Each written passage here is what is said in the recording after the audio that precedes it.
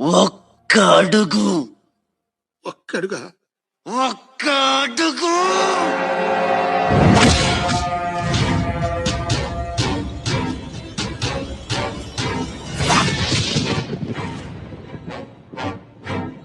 ఇది port area, నా వాళ్ళు బతుకుతున్న ఏరియా.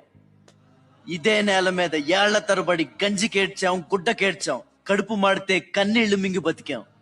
ఆ కన్నీళ్లు ఇప్పుడు మండాయి. ఎవడైనా వస్తే మాడిపోతారు. వాడిపోతే వీడు, వీడిపోతే నేను, నేను పోతే నా అమ్మ మొగుడంటూ ఎవరైనా అధికారం కోసం ఎగబడితే